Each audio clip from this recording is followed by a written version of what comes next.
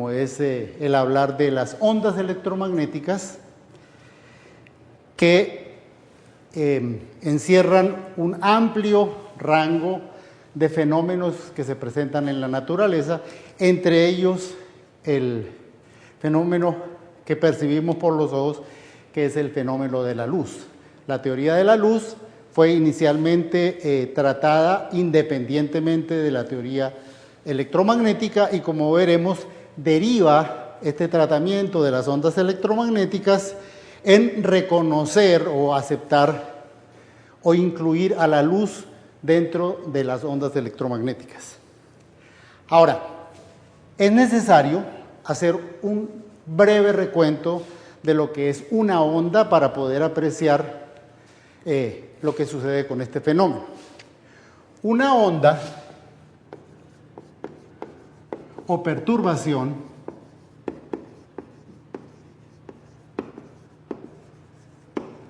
en física es un fenómeno que se presenta en la naturaleza y conlleva transporte de energía.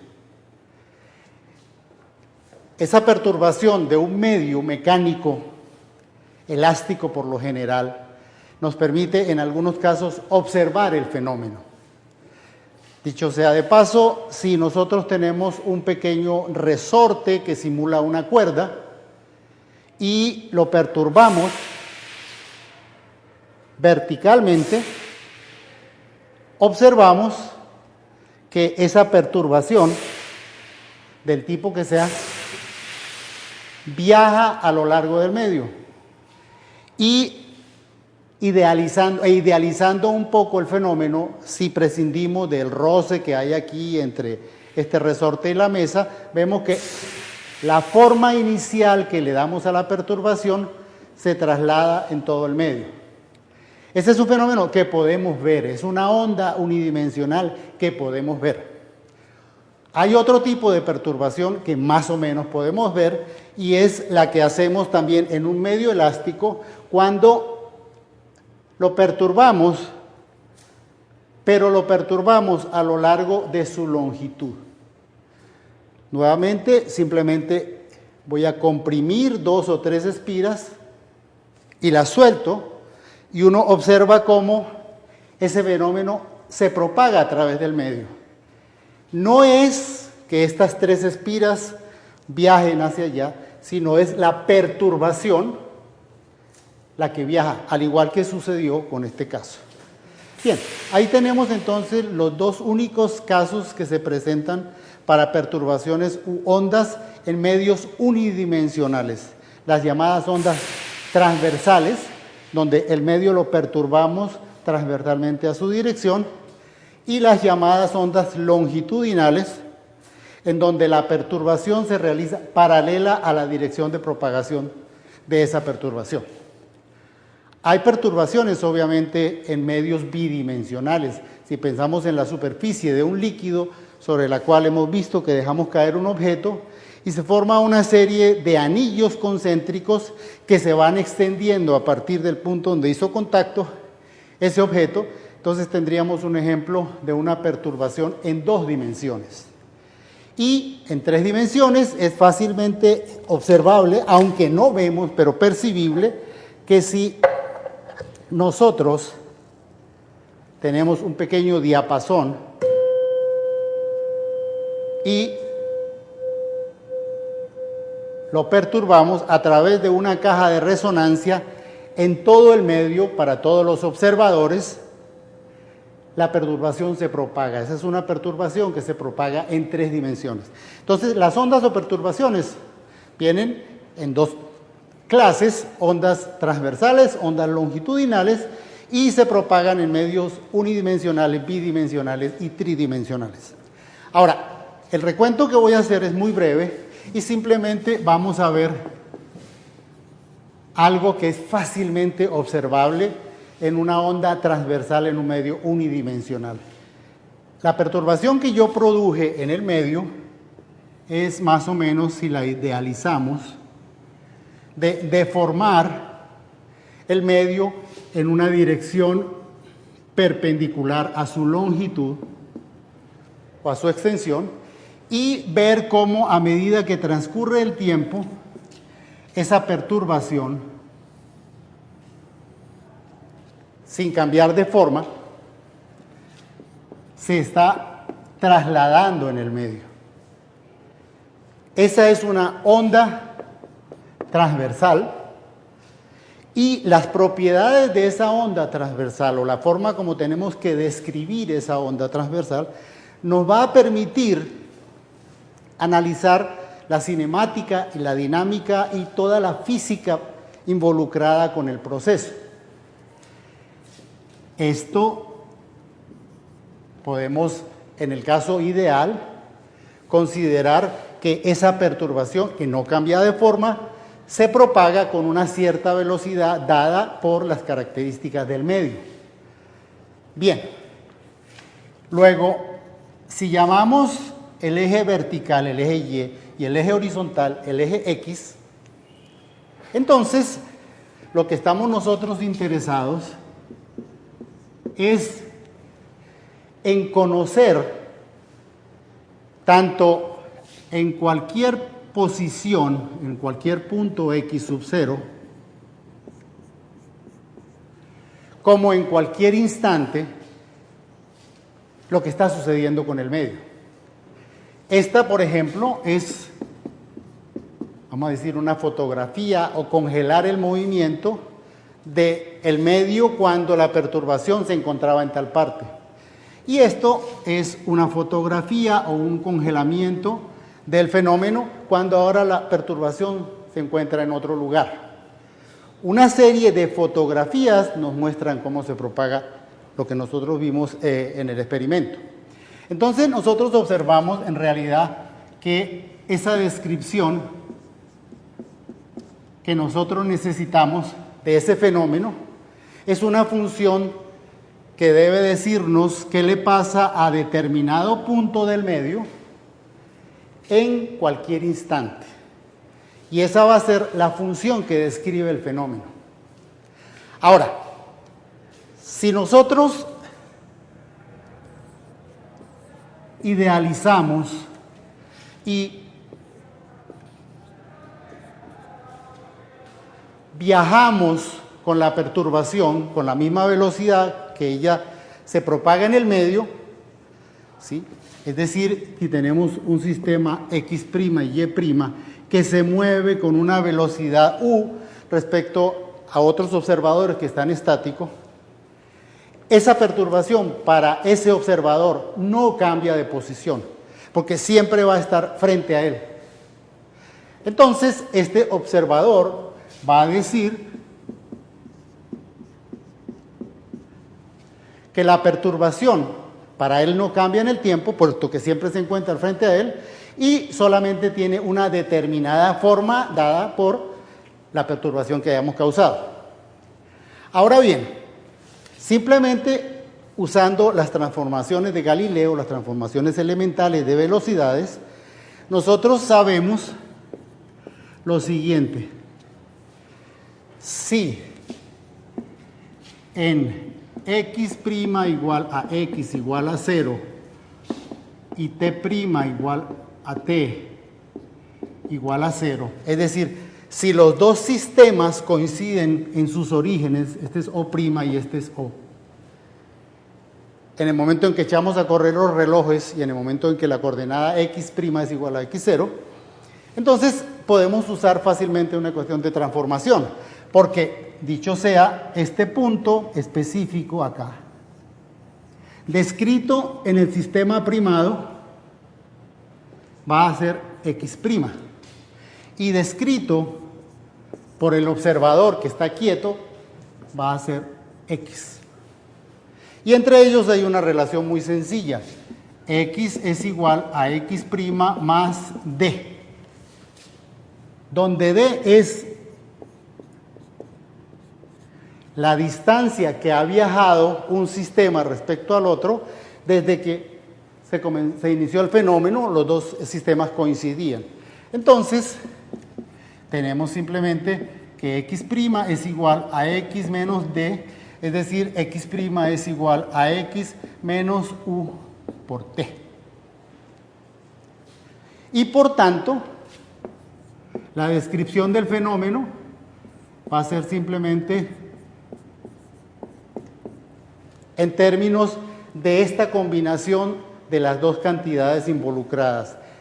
¿Qué punto del medio estamos interesados en observar y en qué momento? Y entonces esta igualdad, puesto que para los dos observadores el medio se deformó de la misma forma, ¿sí? La forma de esa deformación, valga la redundancia, es la misma para los dos observadores, entonces vale esta igualdad, y eso es lo que caracteriza una onda o perturbación que viaja. Toda función matemática que se exprese en términos de estas dos variables combinadas linealmente de esa forma, va a describir lo que para la física es una perturbación.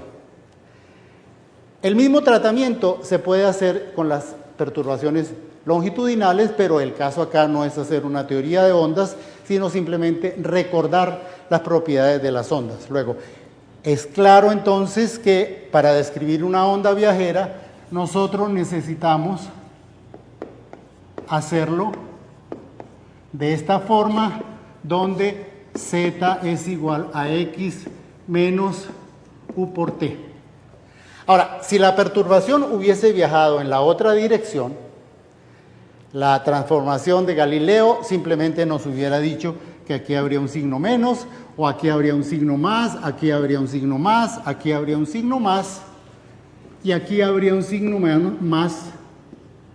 Y entonces sabemos ya con el signo si la perturbación viaja en la dirección positiva del eje X, vale el signo menos, y si viaja en la dirección negativa del, del eje X, vale el signo más. O sea, esta es la única forma de describir una perturbación en física.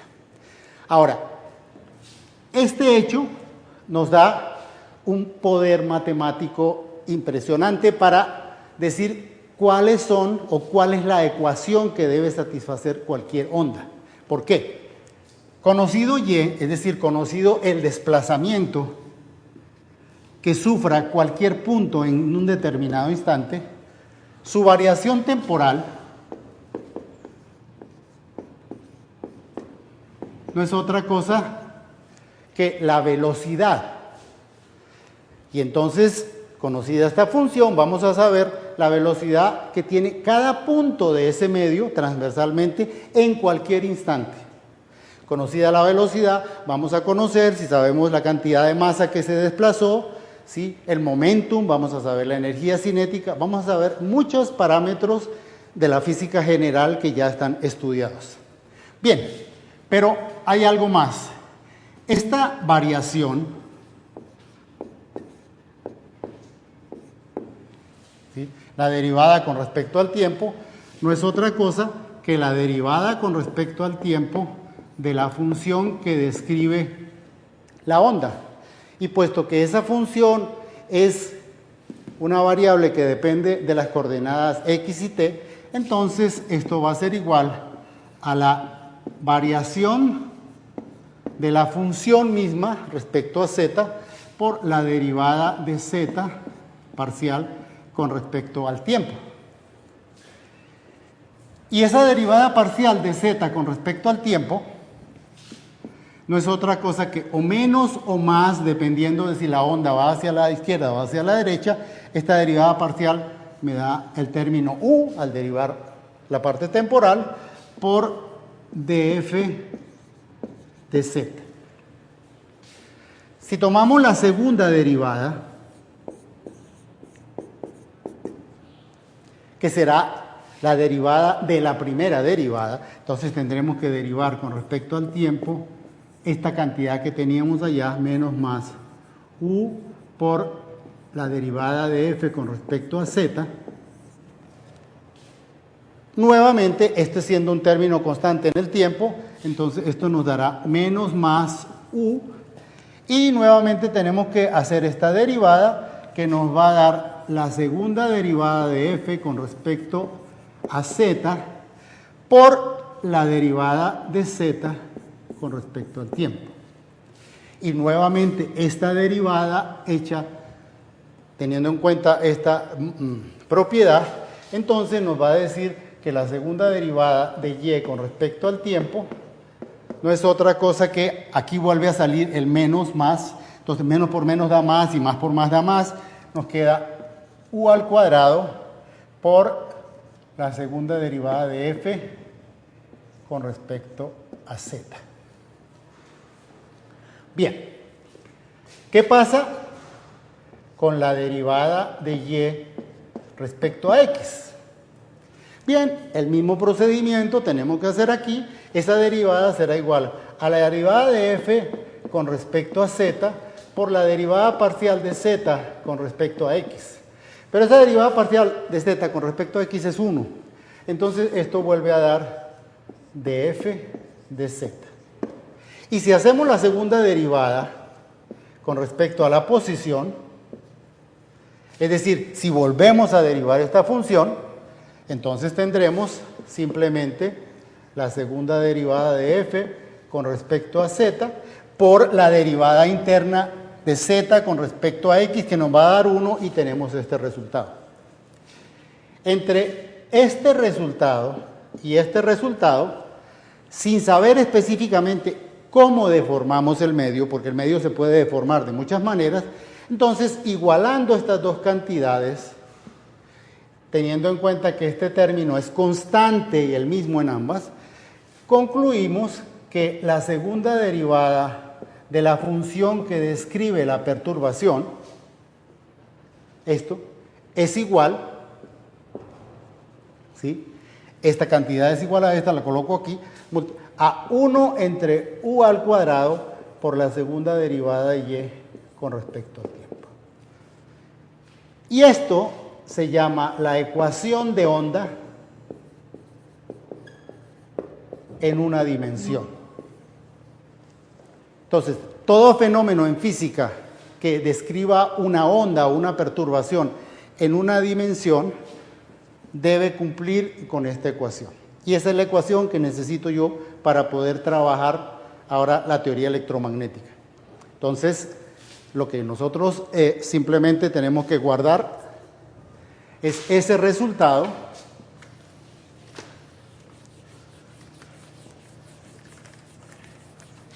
y decir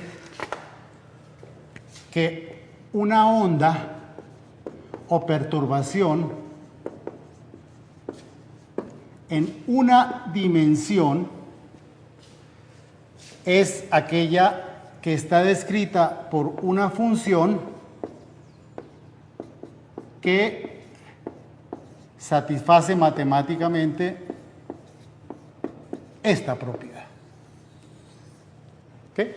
Y por otra parte vimos que la onda es viajera si esa función es función de x menos más u por t. Las dos variables deben estar combinadas linealmente. Entonces esto se llama onda viajera y esto se llama ecuación de onda. Ok. Ese es todo el repaso que necesitaba yo para poder hablar de ondas en realidad, ya que cuando se ve este fenómeno de los campos electromagnéticos, en algunos cursos todavía la teoría de ondas no ha sido descrita. Entonces, solamente necesitamos recordar esto para saber qué es una onda que viaja en un medio. Bien, ahora sí vamos a nuestro tema, que es la teoría electromagnética. En electromagnetismo hay fundamentales. 4 leyes fundamentales para los campos eléctrico y magnético. Está inicialmente la llamada ley de Gauss para el campo eléctrico, que dice que el flujo eléctrico sobre una superficie cerrada, el flujo del campo eléctrico sobre una superficie cerrada, es igual a la carga encerrada por esa superficie dividida por una constante estática. Esa es la conocida ley de Gauss, que se deriva de la ley de Coulomb con facilidad. La otra ley de Gauss, que se llama la ley de Gauss del magnetismo, dice que el flujo magnético sobre una superficie siempre es cero. Esto es interpretado como no existen monopolos magnéticos. Ese flujo magnético siempre es igual a cero. Entonces, en gráficos, si por ejemplo tenemos una región donde hay un campo eléctrico que tiene determinada forma, si nosotros seleccionamos una superficie cerrada, una esfera, un globo, y sumamos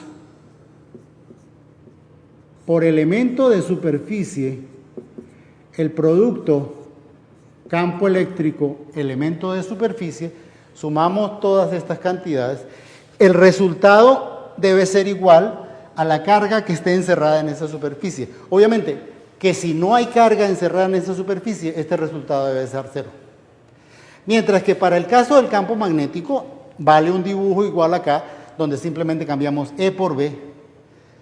En las propiedades del campo magnético nos dicen que no importa el tamaño de la superficie, siempre el flujo magnético a través de una superficie cerrada va a ser igual a cero. Esas son las dos leyes fundamentales de la electrostática y magnetostática.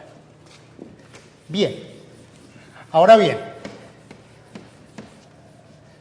el señor Faraday, junto con Lenz y otros investigadores, encontró una relación entre el campo eléctrico y el campo magnético, conocida como la ley de Faraday, que es tan importante como estas, pero que establece un vínculo entre esos dos campos. La ley de Faraday, como recordarán, dice que la integral de línea sobre una trayectoria cerrada del campo eléctrico es igual a menos, se le achaca el menos al nombre de la ley de Lenz, la variación temporal del flujo magnético, donde el flujo magnético no es otra cosa que esta expresión. Ahora, hay que tener en cuenta que a diferencia de la ley de Gauss, aquí el flujo magnético se hace sobre una superficie que no es cerrada, sino simplemente acotada por esta trayectoria que se seleccionó allí. En otras palabras, la ley de Faraday, si queremos simplemente tratar con campos que varían en el tiempo sin cambiar geometrías, nos está diciendo que la integral de línea del campo eléctrico sobre una trayectoria cerrada siempre va a ser igual a menos la integral de superficie de la variación temporal del campo sumada sobre toda la superficie, donde esta área A es abierta y está acotada por esta curva C. Esa es la forma integral de la ley de Faraday, que como les dije, relaciona variaciones en el campo magnético con creación o inducción de un campo eléctrico y establece un vínculo sobre esas dos características descubiertas por Lenoble en la naturaleza, en la materia, la propiedad eléctrica, la propiedad magnética, y establece ese vínculo. Y finalmente, una cuarta relación fundamental que se estudia en el electromagnetismo está relacionada con la denominada ley de Ampère, que de una manera análoga a lo que sucede con la integral de línea del campo eléctrico, dice que la integral de línea del campo magnético es igual a una constante por una corriente de conducción, más esa constante también por otra constante electrostática, por la variación del flujo eléctrico en el tiempo. No son exactamente simétricas las dos leyes. Esta es corriente de conducción y esta es denominada o reconocida como una corriente de desplazamiento. Al igual que el flujo magnético se definió de esta manera, el flujo eléctrico entonces no es otra cosa que la suma del campo eléctrico sobre una superficie abierta acotada por esta curva C, y entonces podemos escribir la última ley de Ampère como, voy a aprovechar este campo acá, como la integral sobre una curva cerrada del campo magnético, la integral de línea, igual a mu sub 0 por la corriente de conducción, más mu sub 0 epsilon 0, y si introduzco esta cantidad acá, voy a tener la integral de la variación del campo eléctrico en términos del tiempo sobre esa superficie. Poniendo números, tendríamos la primera ley fundamental, otra ley fundamental, otra ley fundamental y otra ley fundamental. Y esas son las cuatro leyes que rigen el campo electromagnético. Y con esas cuatro relaciones, ecuaciones, se puede resolver cualquier problema de electromagnetismo. Ahora, no solo se puede resolver, sino que muestran que los dos campos no pueden variar independientemente, que están vinculados a través de estas leyes. En el vacío o en el espacio libre, esas leyes toman una forma más simple. En el espacio libre no hay cargas. Entonces, la ley de Gauss dice simplemente que este flujo va a ser cero. Esto para tener en cuenta el vacío o espacio libre. En el vacío, entonces, la ley de Gauss dice esto. La ley de Gauss para el magnetismo no se ve modificada, puesto que si estamos en el vacío y como no existen monopolos magnéticos, ella no se ve modificada.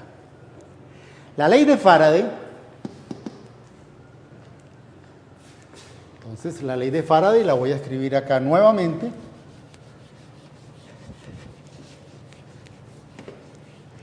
La ley de Faraday nos dirá que la integral de línea del campo eléctrico en el vacío es igual a menos la integral de superficie de las variaciones del campo magnético en el tiempo por los elementos de superficie. Ahí el vacío no tiene ninguna variante que introducir, como lo hizo en la ley de Gauss. Y finalmente, la ley de Ampère.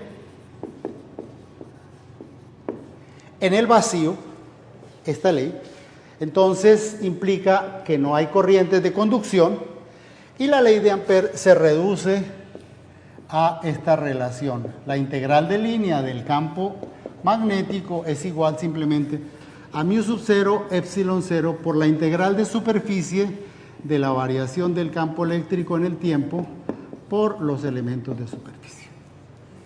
Y ahora sí tenemos lo que en electromagnetismo ya se ha estudiado y se ha entendido que son la forma integral de las leyes fundamentales del campo que rigen el campo electromagnético. Bien.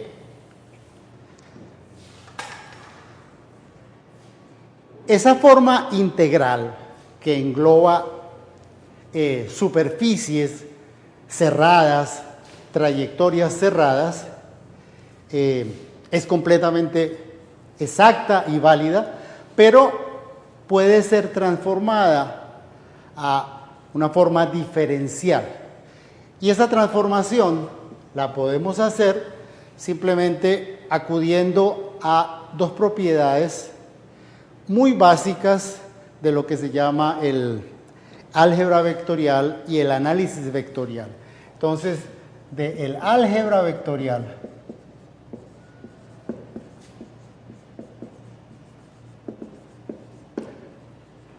lo primero que tenemos es que se puede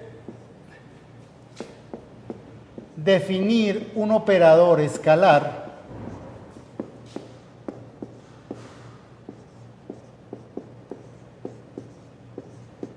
que tiene esta forma. Se llama el operador nabla y es un vector que está asociado con la operación de derivadas parciales de alguna función respecto al eje X, al eje Y y al eje Z por su respectivo vector unitario. Entonces, si f, por ejemplo, es una función de las tres variables, entonces esta operación, ese operador actuando sobre la función f, no es otra cosa que la derivada de f con respecto a x en la dirección unitaria más la derivada de f con respecto a y en la dirección unitaria más la derivada de f con respecto a z en la dirección unitaria. Y eso se conoce como el gradiente de la función f. Esta expresión, que es esta combinación de derivadas, se denomina el gradiente de la función f y el resultado es un vector. Y solamente existe gradiente cuando el operador actúa sobre una función escalar. Bien.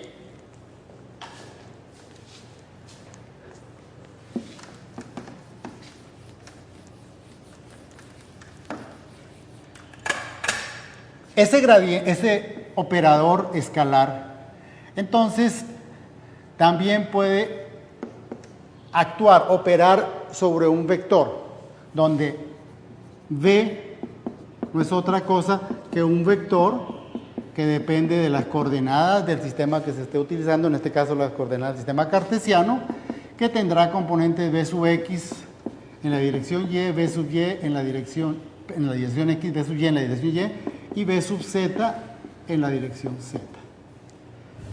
Y al hacer esta operación, entonces, dado que este operador es un vector, la podemos hacer respetando el producto escalar de los vectores. ¿Y esta operación qué nos va a dar? Pues nos va a dar lo que nos dé el producto escalar de dos vectores, y es componente x por componente x más componente y por componente y más componente z por componente z. En otras palabras, nos va a dar la derivada de v sub x con respecto a x más la derivada de v sub y con respecto a y más la derivada de v sub z con respecto a z. Y eso se conoce como la divergencia de el campo vectorial V. Es decir, esta expresión que tiene esta forma específica recibe el nombre de divergencia del campo vectorial V. Ahora, entre dos vectores no solo puede existir el producto escalar, sino que también puede existir el producto vectorial. Y ese producto vectorial se puede fácilmente resolver o encontrar escribiendo el determinante que en la primera fila tiene las componentes de los vectores unitarios en cada una de las direcciones del sistema cartesiano. En la siguiente fila tiene las componentes del operador nabla, que como vimos por definición, esta es su componente x, su componente y su componente z. Y en la tercera fila tiene las componentes del segundo vector. De esta forma se encuentra el producto vectorial.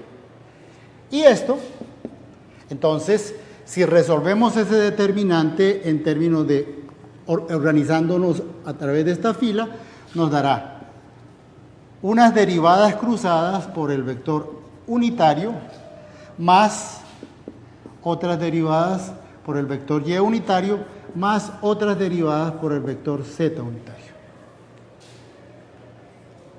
Aquí vienen términos cruzados, que no es relevante en este momento escribirlos, y esta operación recibe el nombre de rotación de V. Entonces, este operador, actuando sobre una función escalar, decimos que es el gradiente de esa función multiplicado escalarmente por una función vectorial, decimos que nos mide la divergencia de ese vector, y multiplicado vectorialmente por esa función vectorial, decimos que es la rotación del vector V. Esas son propiedades matemáticas que se estudian en el álgebra vectorial y que hay que traer a colación porque son importantes ahora en el desarrollo que tenemos.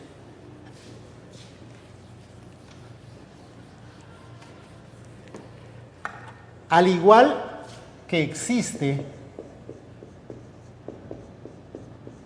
entre vectores el llamado triple producto vectorial, que no sería otra cosa que tomar este vector y volver a crear un determinante para encontrar el resultado general.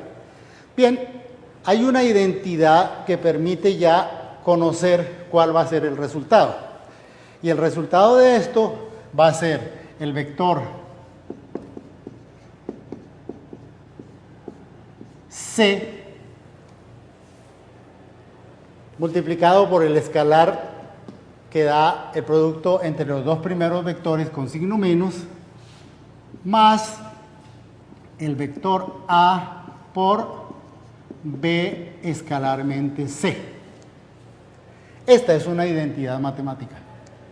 Lo que quiere decir lo siguiente, que la rotación de un campo B no es otra cosa que A lo identificamos con el primero, B con el segundo, entonces será nabla sobre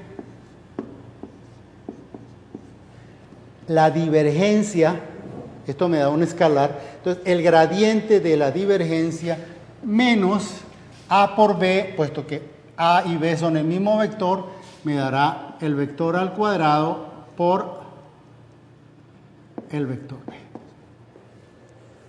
Y esa es una identidad muy importante para derivar lo que nosotros ahora estamos interesados en estudiar. Bien.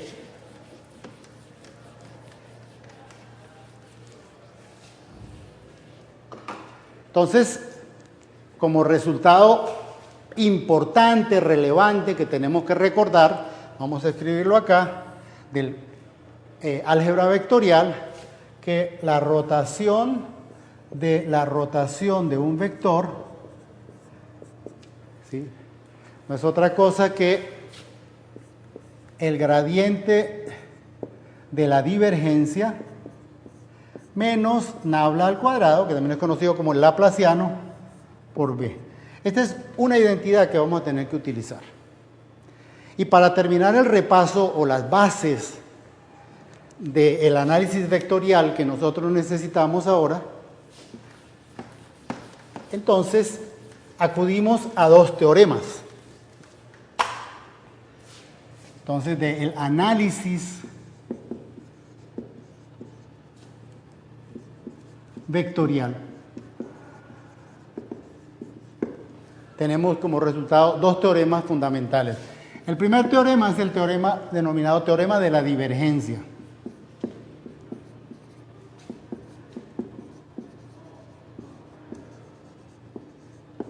¿Y qué dice ese teorema? Ese teorema dice que la integral de superficie de cualquier campo vectorial sobre una superficie cerrada es equivalente a la integral sobre el volumen acotado por esa superficie de la divergencia de ese vector sobre todo el volumen.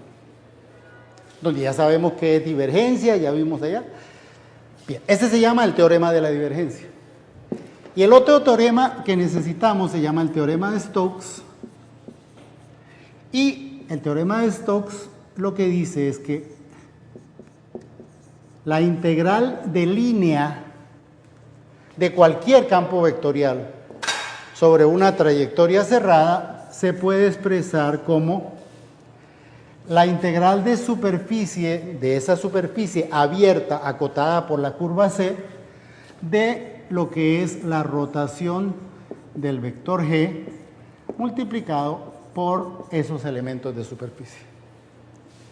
Bien, con estas características y las 4 ecuaciones fundamentales del electromagnetismo en el vacío, ya podemos llegar a una conclusión muy importante, que es el objetivo de esta charla. Recordemos cuál es la primera ley de Gauss en electrostática. La primera ley de Gauss nos dice que la integral de superficie en el espacio libre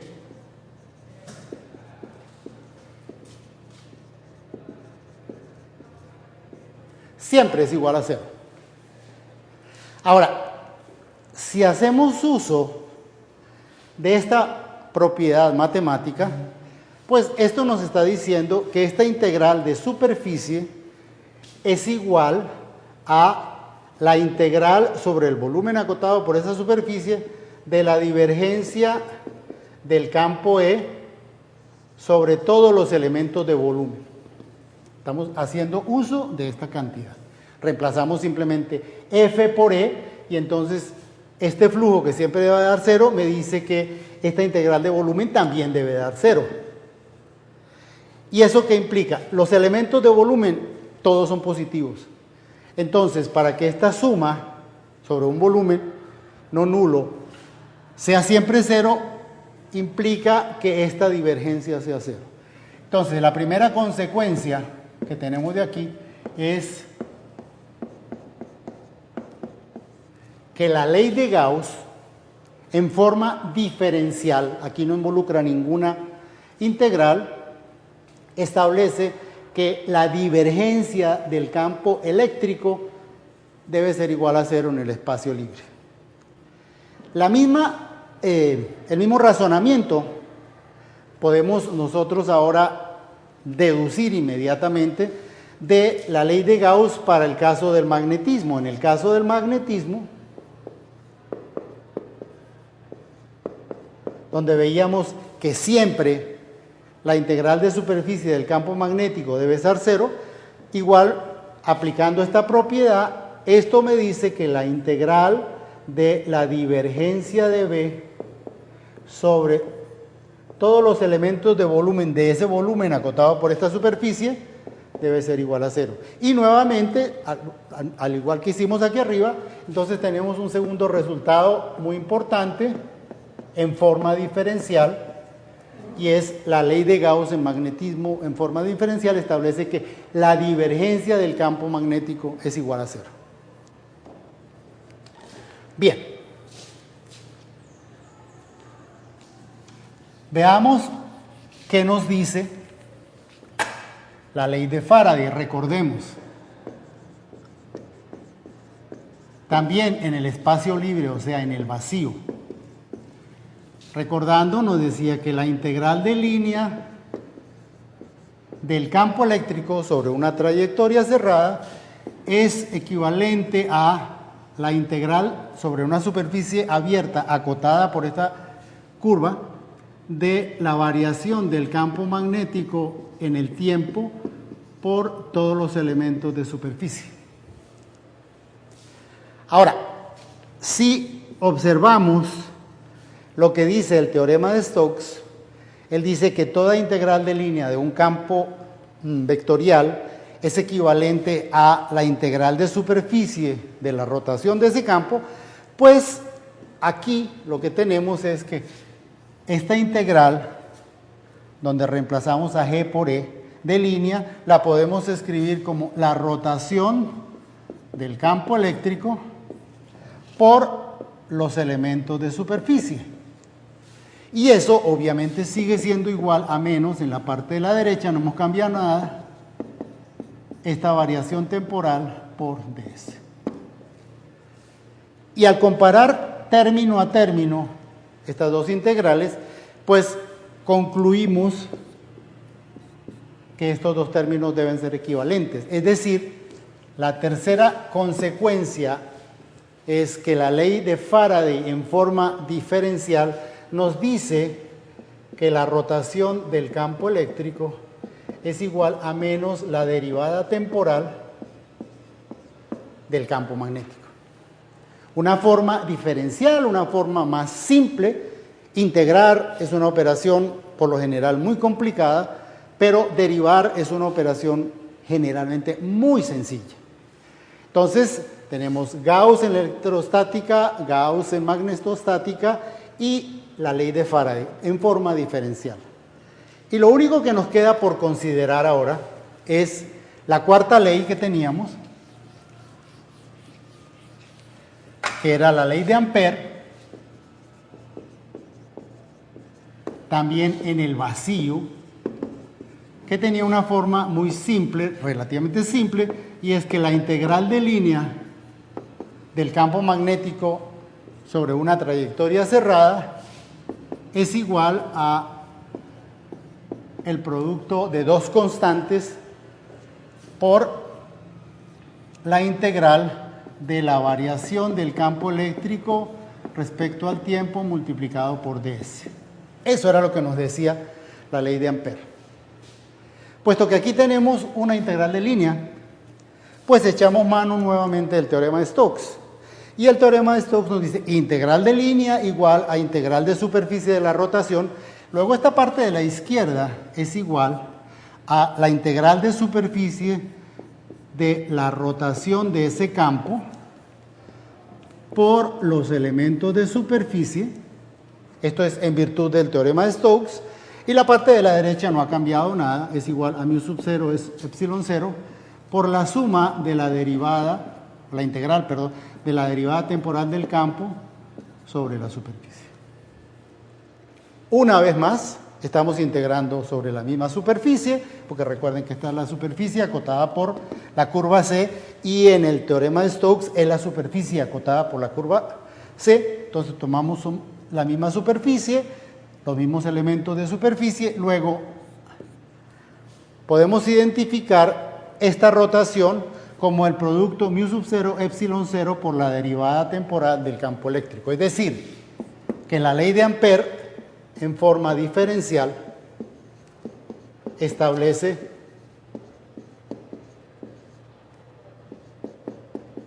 esta relación entre los campos. Entonces, repito, involucra únicamente derivadas, no integraciones, son relaciones puntuales porque las derivadas se evalúan en un determinado punto del espacio que uno está interesado.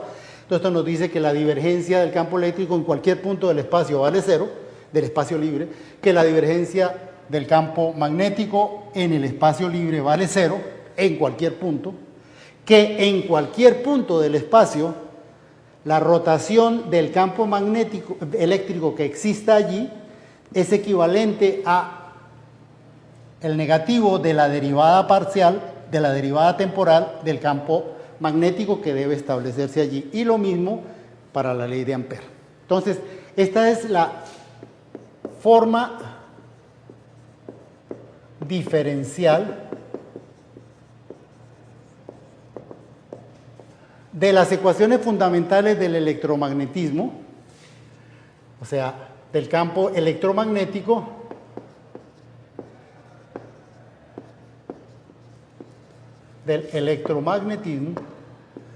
también conocida como las ecuaciones de Maxwell en el espacio libre. Estas cuatro, entonces, son las ecuaciones de Maxwell, las ecuaciones que vinculan a el campo electromagnético, a sus componentes eléctrica y magnética en el espacio libre.